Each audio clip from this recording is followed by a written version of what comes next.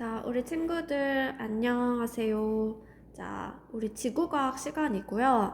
지금 5반 친구들은 온라인으로 보는 두 번째 시간이고, 우리 3반 친구들은 이제 학교에서 한번 수업을 했고, 온라인으로 보는 첫 번째 시간이네요. 그래서 우리가 지난 시간에 했던 걸 잠깐 살펴보면서 오늘 내용 새로 나가도록 할게요.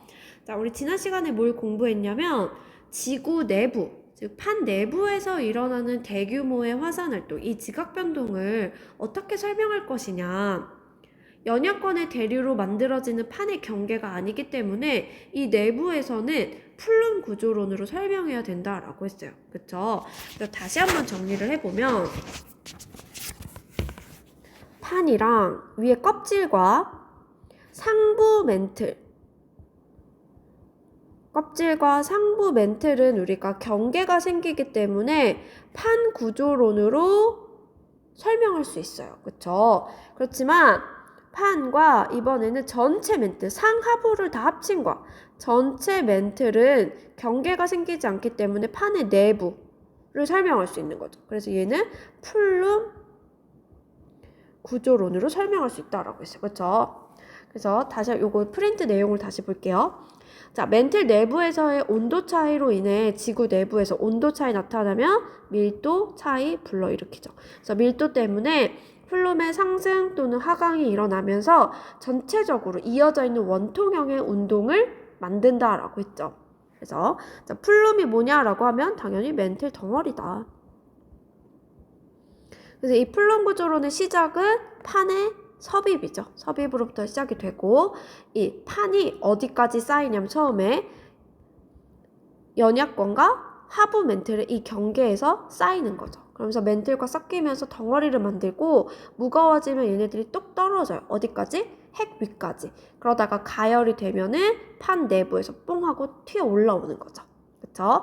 그래서 차가운 플룸, 뜨거운 플룸 구별해 주시고, 자, 차가운 플룸은 당연히 판에 섭입이 있어야 하기 때문에 판에 거대한 섭입이 있는 곳이 바로 이 아시아 대륙 쪽이에요. 하나 기억할게요, 장소. 그래서 이 아시아 대륙에서는 차가운 플룸을 만드는 거대한 지역이고, 이런 애들이 핵 위까지 떨어져서 가열이 되다 보면은 이렇게 뿅 하고 상승되는 부분이 바로 뜨거운 플룸이 올라오는 곳이에요. 우리 전체 지구상으로 봤을 때 3군데 있습니다. 아프리카 대륙, 대서양, 태평양. 요 3곳은 좀 기억을 해둘게요. 그래서 지구 내부의 운동을 설명하기 위한 것이 바로 이 플룸 구조론이다. 보면 되겠습니다. 자, 그럼 이 문제 한번 볼게요. 그림은 지구 내부의 플룸 구조와 지점 ABC를 나타낸 거래요. 자, 여기 2900km 보이죠? 그럼 여기서 뜨거운 플룸이 올라오는 거네. 그래서 판 내부에서 지금 화산성 나타난 거 볼 수 있어요. 그러니까 얘는 온도가 굉장히 높겠죠. 그리고 판에 섭입이 있는 이 A 부분은 차가운 플룸이 만들어지는 곳이니까 이 C보다는 온도가 생각보다 낮겠죠. 그래서 온도는 당연히 CBA 순서가 맞을 거예요. 니은, 화산섬 하부에서는 얘들아 마그마가 이렇게 올라올 수 있는 이유, 멘틀 물질이 올라올 수 있는 이유는 당연히 압력이 감소돼야지 뿅 하고 튀어나올 수 있겠죠. 디귿, 뜨거운 플룸은 외핵과 내핵이 아니라 외핵과 멘틀의 경계겠죠. 그래서 답은 1번 이렇게 해주면 되는 플룸 구조론의 기본 문제였어요. 자, 그럼 얘들아, 이 뜨거운 플룸이 지표를 뚫고 올라오는 그 고정된 점을 선생님이 지난 시간 열점이라고 한다 그랬죠? 그래서 뜨거운 플룸이 올라오는 지점이야. 뜨거운 플룸은 어디에 있는 거지? 하부 멘틀과 외핵의 경계에서 올라오는 거지. 그 지점은 고정돼 있는 거잖아. 그치? 그러니까 얘는 고정점이라고 생각해 주세요. 그래서 마그마가 생성되는 곳. 그래서 지금 열점이 있는 부분은 지금 여기서 뜨거운 플룸이 이렇게 올라와서 터진 부분이야. 근데 여기는 바로 연약권이란 말이야, 얘들아. 여기 밑에는 연약권. 그리고 여기는 암석권이래. 판이야, 여기는. 다시 써볼게요. 자, 이 밑에서 지금 하부 멘틀과 여기 상부 멘틀의 이 지점, 핵과 하부 멘틀의 이 지점에서 뜨거운 플룸이 이렇게 올라오는 거죠. 그래서 이 고정된 이 지점을 열점이라고 하는 것인데, 자, 상부 멘틀은 여전히 뭘 하고 있냐면 대류를 하고 있어요.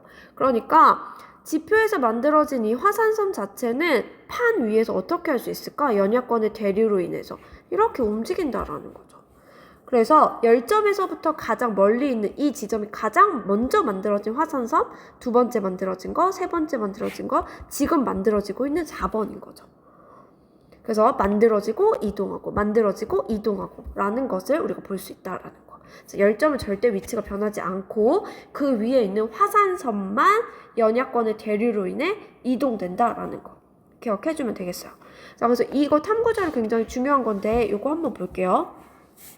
지금 얘들아 가는 열점, 하와이 열점에서의 화산활동에 의해 형성된 하와이 열도의 화산섬과 엠퍼러 해성군 두 개를 나타낸 거래. 자, 그래서 엠퍼러 해성군은 여기 있고, 그리고 하와이 열도에 의한 화산섬은 여기 이렇게 있는 거야.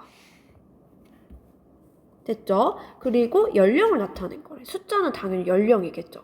근데 봤더니 지금 엠퍼러 해성군에 보면 59.5, 56.2, 55.4, 48.1, 43.4 이게 점차 연령이 낮아지는 걸 볼 수 있죠. 그러다가 하와이 열도의 화산섬의 나이를 봤더니 이쪽으로 갈수록 연령이 어때져요? 작아져요.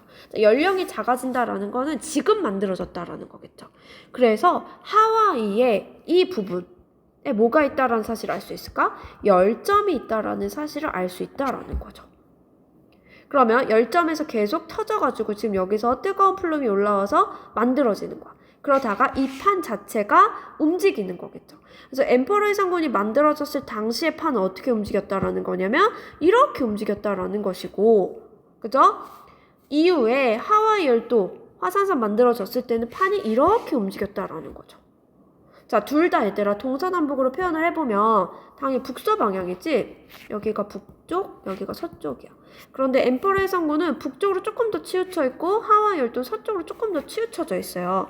그래서 우리는 이쪽을 북쪽에 더 치우쳐져 있다 해서 북서라고 하고, 얘는 조금 더 서쪽에 치우쳤다 해서 북서 방향이라고 해요.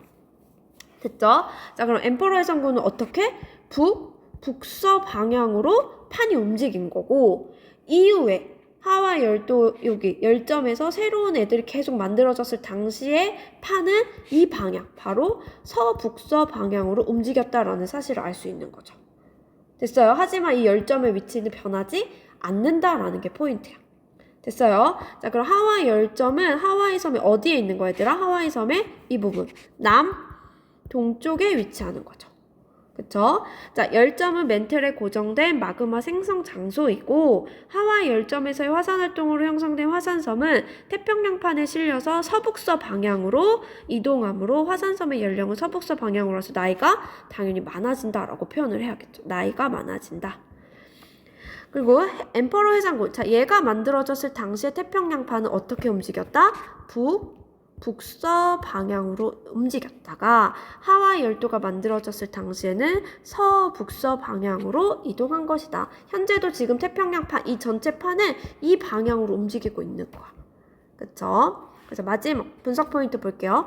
자, 열점에서 멀어질수록 화산섬과 해산의 연령은 많아진다라고 해주면 되겠죠. 됐어요.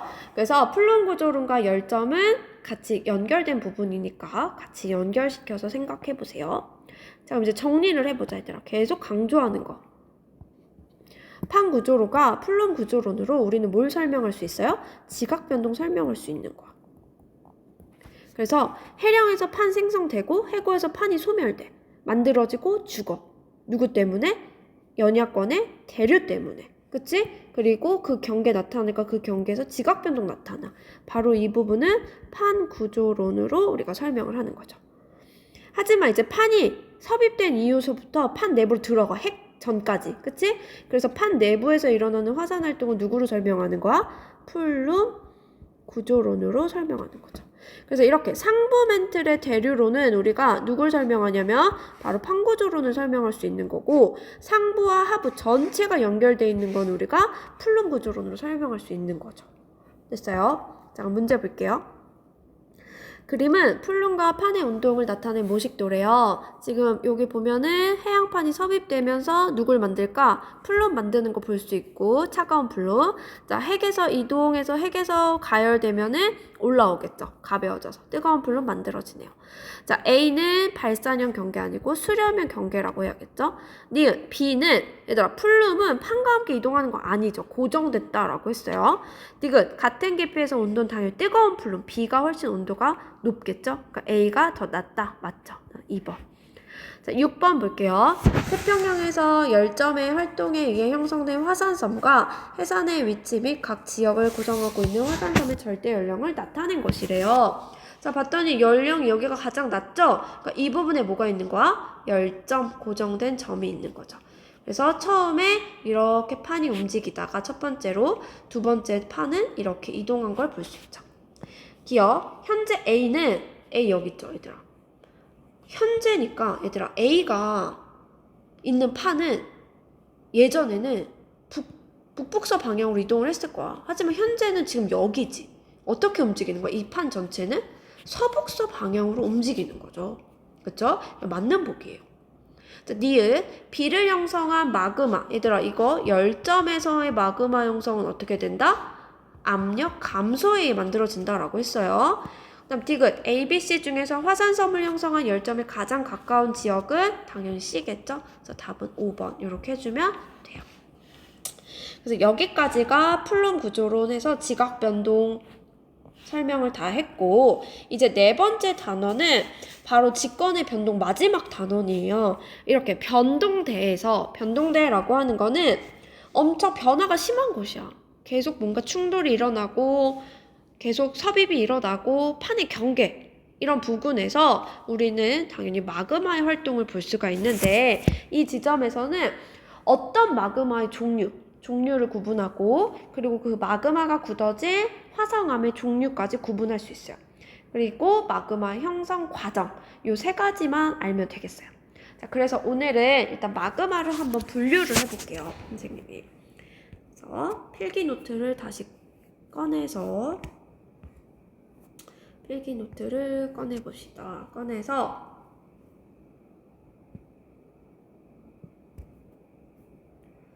자,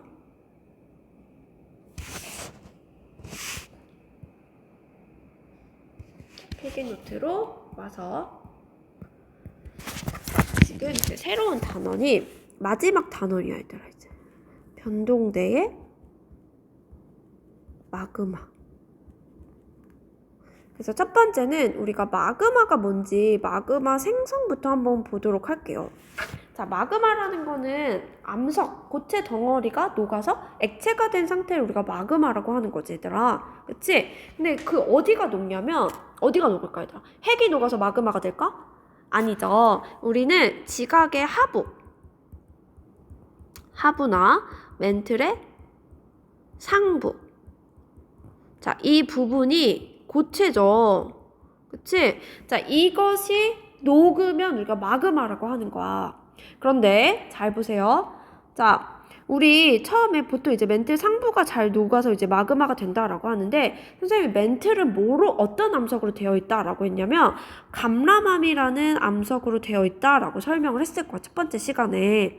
근데 이 감람암이라는 거는 철이랑 마그네슘의 함량이 굉장히 높아서 되게 까만 암석이야, 얘들아. 그러면 이런 애들이 녹는데, 그럼 당연히 감람암이 녹으니까 감람암질 마그마가 되겠네? 라고 생각을 하지만, 녹을 때 전체가 다 녹는 게 아니야, 얘들아. 어떻게 녹냐면 부분만 녹는 거야. 그래서 부분만 녹는 걸 우리가 부분 녹는다, 용융이라고 표현을 해요. 알겠죠? 감람암의 일부만 녹는 거야. 될까요? 자, 녹는데, 그럼 녹는 걸 표현을 해보면 고체가 액체가 될 거야. 그럼 용융곡선 한번 그려볼게. 지금 얘는 온도고, 가로축은, 세로축은 깊이야. 내부로 들어가는 거야. 그럼 당연히 압력이 높아지겠죠. 그쵸? 내가 이런 용융곡선을 하나 그려볼게. 자, 용융곡선이라 함은 뭐야? 고체가 이 지점을 넘게 되면 액체로 변하게 되는 지점을 이은 거야. 될까요? 자, 그러면 이 지역에 있는 멘틀 상부 암석이 어떻게 해서 이 지점을 녹으면 이 지점, 용융점을 넘게 되면은 바로 마그마가 된다라고 표현할 수 있겠죠. 그쵸? 그래서 어떤 지점을 넘게 되면은 고체가 액체가 돼요. 그래서 부분 용융을 하게 되면은 우리는 마그마를 만들 거야. 마그마. 액체. 근데 이 마그마가 어떤 마그마가 되냐면 이렇게 부분이 녹게 되면 감람암의 전체 성질이 가져가게 되는 게 아니라 일부의 철과 마그네슘이 빠진 현무암질 마그마를 만들어요. 얘들아, 처음에 딱 녹았으니까 굉장히 이 마그마의 온도 자체는 어떨까? 굉장히 높겠죠. 그리고 여기서는 철이랑 니켈의 어두운 성분들이 굉장히 많다라고 했잖아. 그러면 현무암질 마그마도 어떨까? 굉장히 어둡고 철이나 마그네슘의 함량이 굉장히 높은 마그마가 되겠죠. 됐어요? 자, 그럼 이 마그마가 이 상태에서 그대로 굳어질 수도 있어. 그대로 굳어질 수도 있고 굳어지면서 얘는 뭘 만들게 되냐면 나랑 닮은 애를 만들기도 해. 나랑 닮은 애를 뭐라고 하냐면 이 마그마에서 광물, 이 마그마의 성질을 닮은 고체 성분을 굳게 만드는 거야. 바로 그것을 우리가 광물이라고 표현을 하는데, 자, 현무암질 마그마에서 나온 광물들도 어떨까? 철이나 마그네슘의 성분을 많이 갖고 있겠죠. 그쵸? 그래서 이런 광물들이 바로 감람석, 감남석, 휘석 이런 애들이 있어요. 그래서 현무암질 마그마로부터 광물이 정출되기도 해. 그럼 이 광물들은 굉장히 어둡고 무겁겠죠. 그쵸? 얘들아, 그러면 지금 지각, 멘틀이 있는데 멘틀의 이 상부가 일부분이 녹는 거야. 전체가 녹는 게 아니라 이 일부분이 녹았어. 그럼 처음에 만들어진 거 현무암질 마그마야. 그럼 A 광물이 예를 들어 정출이 됐다라고 해볼게요. 여기서. 그러면 지금 현무암질 마그마에서 A라는 광물이 빠져나가면 나머지 마그마는 성분이 어떨까? 현무암질 마그마를 그대로 가져갈까요? 아니겠죠. 현무암질 마그마에서 A라는 광물이 빠졌기 때문에 어두운 애들이 조금은 빠진 거야. 그럼 성분이 약간은 변화가 있겠죠. 그래서 우리는 이 이후에 만들어지는 마그마, 성분이 변해가는 거야. 그 마그마를 뭐라고 하냐면 안산암질 마그마라 그래. 그럼 얘보단 온도가 살짝 어때졌을까? 온도가 살짝은 낮아졌겠죠. 점차 냉각이 되니까. 그치? 그럼 이 안산암질 마그마는 철이랑 마그네슘의 함량도 살짝 적을 거야. 그럼 여기서도 또 어떻게 될까? 얘를 닮은 애들이 냉각이 되면 또 다른 광물을 정출하겠죠. 얘의 성질을 닮은. 얘를 그냥 비광물이라고 해볼게. 그럼 여기서 또 B가 빠져나가는 거야. 그럼 어떻게 될까? 또 마그마의 성분이 또 바뀌겠죠. 또 새로운 마그마를 만들어. 그래서 얘를 뭐라고 하냐면 유문암질 마그마라 그래. 그럼 얘는 처음보다 점차 온도가 어떻게 될까요? 온도가 낮아지겠죠. 그러면 이 유문암질 마그마에서도 이 마그마의 성분을 닮은 또 다른 광물들이 정출될 수 있다라는 거야. 되겠죠? 그러다가 이제 이 유문암질 마그마로 오면 올수록 얘들아, 무거운 애들은 점차 어떻게 되는 거야? 무거운 애들은 빠지고 점차 이렇게 갈수록 가볍고 밝은 광물들만 나오겠죠. 그래서 처음에 나온 애들, 현무암질 마그마는 멘틀의 일부가 바로 녹았기 때문에 우리가 밝은 성분이 거의 없어요. 자, 밝은 애들을 이제 뭐라고 하냐면 SiO2 성분이 가질수록 밝다라고 표현을 할 거야. 그러면 현무암질 마그마는 SiO2의 함량이 굉장히 낮고 유문암질로 갈수록 SiO2 함량이 높은 마그마로 표현할 수 있겠죠. 되겠죠? 자, 이런 식으로 자, 멘틀 상부가 녹게 되면은 마그마가 점차 어떻게 해요? 성분들이 계속적으로 조성이 변해가는 거야. 마그마의 조성이 계속적으로 변해가더라. 근데 우리는 조성 변화를 누구로 기준으로 할 거냐면 바로 이 SiO2, 규산염으로 구분할 거야. 그래서 이 SiO2 함량이 기준이 있는데 SiO2가 52%보다 적으면 현무암질, 52%와 63% 사이면 안산암질, 63% 이상이면은 마지막에 만들어진 유문함질 마그마로 우리가 분류할 거야. 됐죠? 자, 가장 먼저 만들어진 마그마는 바로 현무암질 마그마죠? 그러니까 온도가 높은 거야. 가면 갈수록 온도가 어떻게 돼요? 떨어져요. 됐어요? 자, 이렇게 마그마의 조성이 변해가더라. 자, 그러면 우리가 얘를 조금 분류를 해볼게요. 자, 현무암질 마그마가 만들어졌을 당시에는 온도가 높죠? 자, 이제부터 얘들아, 온도가 높다라는 것은 어떤 성질을 띠게 되냐면, 자, 우리 후라이팬 위에 계란 후라이 먹고 싶어서 계란 후라이 하려고 기름 한 방울 떨어뜨렸어. 자, 얘 가스불 올려서 온도가 뜨거워지면 후라이팬 위에서 엄청 잘 움직이죠. 자, 잘 움직인다라는 건 뭐야? 유동성이 크다라는 거죠. 그래서 온도가 높은 애들은 유동성이 굉장히 커요. 그럼 반면에 점성은 어떻다라고 표현할 수 있을까? 끈적끈적한 건 낮다라고 표현할 수 있겠죠. 그래서 이렇게 SiO2 함량이 높은, 온도가 높은 현무암질 마그마는 누가 높냐면 유동성이 굉장히 높아요. 그러면 이 현무암질 마그마는 잘 흐르겠죠. 잘 흐르게 굳어버렸어. 그럼 그 화산체의 경사는 어떨까? 당연히 낮겠죠. 그 다음에 유문암질로 갈수록 유동성은 떨어져. 그럼 잘 못 흐르니까 뾰족한 화산체를 만들겠죠. 그래서 경사가 높더라. 그래서 이런 특징들을 볼 수 있다라는 거예요. 됐어요? 자, 그러다가 이어서 설명해 볼게. 이 유문암질 마그마가 뭐야? 유문암질 마그마가 왜 안 써질까요? 자, 유문암질 마그마가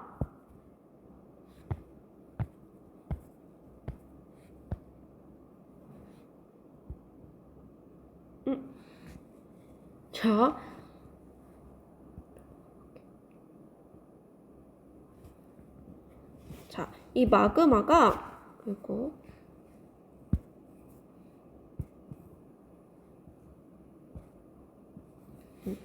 자, 마그마가 이제 그 상태 지하에서 천천히 굳어질 수도 있겠죠, 얘들아. 얘는 두 가지 방법으로 이제 굳는 거야. 어떻게 굳냐면 지하에서 올라오지 않고 그냥 천천히 뭐 하는 거야? 천천히 냉각이 돼요.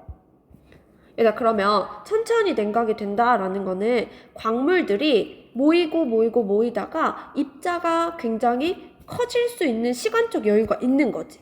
그러니까 얘는 천천히 냉각이 되기 때문에 입자의 크기가 어떠냐면 입자의 크기가 굉장히 커요. 자, 이렇게 입자의 크기가 크다라는 거 우리가 뭐라고 표현하냐면 조립질이라고 표현을 해. 자, 이런 암석들을 우리는 뭐라고 표현하냐면 기억하세요. 심성암이라고 해요. 심성암. 됐어요? 자, 그 다음에 지하에서 천천히 냉각될 수 있는데 이 마그마가 가벼워져서 갑자기 지표로 훅 하고 올라갈 수 있어. 지표로 빠르게 올라가서 지표에서 빠르게 냉각이 되는 거야. 찬 공기를 만나면서.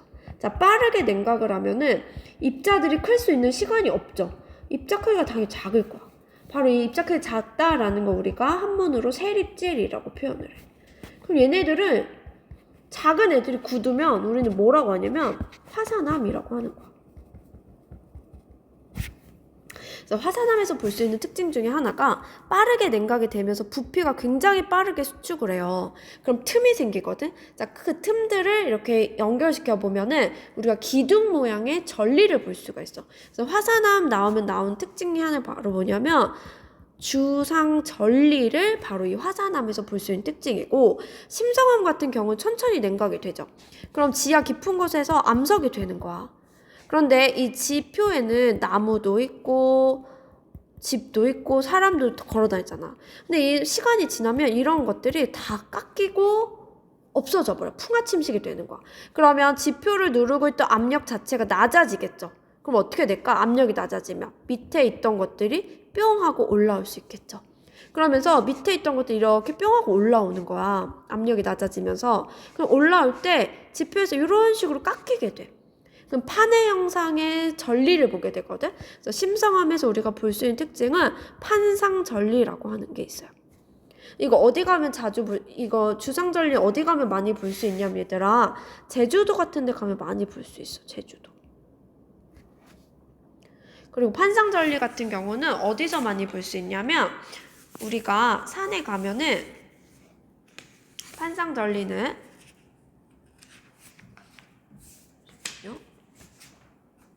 자, 판상전리 같은 경우는 북한산이나 설악산 같은 데 가면은 많이 볼 수 있어요. 그래서 이거 특징이니까 조금 알아둘게요. 자, 마그마가 지하 깊은 곳에서 냉각이 되면은 조립질의 암석인 심성암을 만들 수 있고, 지표에서 빠르게 냉각을 하면은 작은 입자를 가진 화산암을 만들 수 있더라. 그래서 요거 화산암, 심성암을 합쳐서 우리는 뭐라고 하는 거야? 마그마가 굳어져서 만들어진 화성암이라고 분류할 수 있죠. 됐어요? 자, 그래서 아까 전에 했던 그 멘틀의 상부가 녹아서 현무암질 마그마 만들어지고 무거운 애들, 어두운 애들 광물로 정출이 되고 안산암질 마그마 만들고 거기서 또 광물 정출되면 결국에 SiO2 함량이 높은 밝고 가벼운 애들만 남은 유문암질 마그마를 만들더라라는 거. 됐어요? 그래서 우리가 마그마의 분류를 그렇게 할 수 있을 것 같아요. 그래서 지금 선생님이 한 거를 프린트로 한번 다시 볼게요. 자, 프린트. 우리 책으로 다시 돌아가서 자, 지금 한 게 바로 여기 25쪽이에요.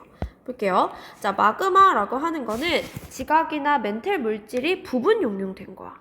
그래서 구분하는 기준은 SiO2의 함량을 기준으로 현무암질, 안산암질, 유문암질로 나눌 수 있더라. 그래서 현무암질은 몇 퍼센트? 아까 전에 선생님 몇이라고 했어요? 52%보다 작은 애들. 그러니까 철이나 마그네슘 함량이 그만큼 더 많은 거고 52%에서 63%는 안산암질. 그리고 63% 이상을 우리가 유문암질로 구분을 합니다. 그래서 가장 먼저 만들어지는 마그마이기 때문에 당연히 온도가 높고 점성은 낮죠. 유동성이 높다라고 했어요. 그래서 경사가 완만한 화산체를 만들 수 있고 그리고 유문암질로 갈수록 어두운 애들은 이미 다 빠져버렸기 때문에 가볍고 밝은 애들만 남은 거야. 그치? 온도는 낮아요. 그래서 점성은 어떻다? 높더라. 유동성은 어때요? 떨어지죠. 그래서 경사가 급하다라는 거. 그래서 마그마의 생성 조건은 누구를 넘어야 된다 그랬지? 용융점보다 높아야 된다 그랬어. 그래서 요거 용융 곡선 하나 그려줄게요. 온도, 압력 곡선 그리고 용융 곡선이라고 하면 얘를 기점으로 온도가 낮으면 고체, 얘보다 온도가 높으면 액체. 그래서 이 지점만 넘으면 되는 거야. 그래서 우리 오늘 여기까지 보고 지금 선생님이 마그마의 생성 과정을 요거 하면 된다 그랬지. 그래서 지하 깊은 곳에 우리가 다양한 지점에서 마그마를 만들 수 있는데 어떻게 해서 용융점을 넘어서 마그마가 되는지 이 그래프 해석을 다음 시간에 한번 해보도록 할게요. 네, 그래서 일단 오늘은 여기까지 정리를 잘 해두세요.